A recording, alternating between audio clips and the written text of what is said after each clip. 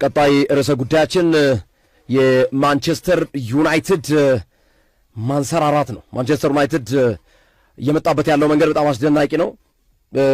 ባለፉት ጨዋታዎች ላይ ሽንፈት ሲያስተናግድ ብዙ አነጋጋሪ ሐሳቦች ተነስተው ነበር፣ ወይም ብዙ መነጋገሪያ ነጥቦች ነበሩ። ማንቸስተር ዩናይትድ ምን ሊያጋጥመው ነው? ሩበን አሞሪም መባረር አለባቸው፣ መታገድ አለባቸው። እኔም አንዱ ነበርኩኝ ባይዘው የሩበን አሞሪም።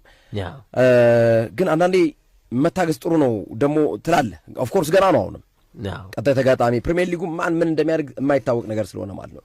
እኔ በፍጹም ማንቸስተር ሊቨርፑልን ያሸንፋል የሚል እምነት አልነበረኝም እውነት ለመናገር። ምክንያቱም ሊቨርፑል ካለው አቋም ማንቸስተር ዩናይትድ ከሜዳ ውጭ እንደመጫወቱ መጠን አንፊልድ መሆኑ ላንክሻየር ደርቢ ከመሆኑ ጋር ተያይዞ ትልቅ ውጤት አቻ ይሆናል ብዬ ነበር የጠበቅኩት። ግን ዩናይትድ አደረገው አንፊልድ ድረስ ሄዶ ማለት ነው። እና የማንቸስተር ዩናይትድ ማንሰራራት አሁን ነጥቡን ከሲቲ ጋር እኩል አድርጓል። 16 ነጥብ ነው። ከመሪው አርሰናል ጋር የ6 ነጥብ ልዩነት ነው። የሁለት ጨዋታ ጉዳይ ነው ከዚህ በኋላ ያለው። አሁን ማንቸስተር ዩናይትድ መጀመሪያ መፋለም ያለበት የሻምፒዮንስ ሊግ ቦታውን ክብሩን ማስጠበቅ ነው ለመጀመሪያ አሁን እቅዱ ማለት ነው። በእቅዱ ውስጥ ይሄ ማይሆን ከሆነ ግን ቀጥሎ ማሰብ ያለበት ስለ ዩሮፓ ሊግ ነው፣ ፕላን ቢ ማለት ነው።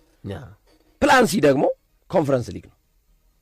እና ከዚህ በኋላ እነዚህ ነገሮች ከእርግጠኛ መሆኑን ካረጋገጠ በኋላ ስለ ዋንጫ ማሰብ አለበት ብዬ አስባለሁ። ምክንያቱም ዩናይትድ ከብዙ የጽኑ ህሙማን ክፍል አገግሞ እንደተነሳ ህመምተኛ ነው የምቆጥረው ዩናይትድን በዚህ ሰዓት ላይ ከከፍተኛ የኢንቴንሲቭ ኬር ውስጥ የጽኑ ህሙማን ክፍል ውስጥ እንደወጣ ታማሚ ነው የምቆጥረው ዩናይትድን። ወጥቷል፣ አሁን እያገገመ ነው እየተነሳ እንዳለ እና አንድ ሰው ጽኑ ህሙማን ውስጥ የነበረ ሰው አልጋ ይዞ ተኝቶ ኦክሲጅን ተደርጎለት የነበረ ታማሚን እናስብና ያ ሰው ተሽሎት መንገድ ላይ ስታገኙት ውይ እንኳን ተሻለ እንደሚባል አይነት ከህመሙ እንዳገገመ ሰው ነው ዩናይትድን የምገልጸው በእኔ አረዳድ፣ በእኔ እይታ ማለት ነው። እና የዩናይትድ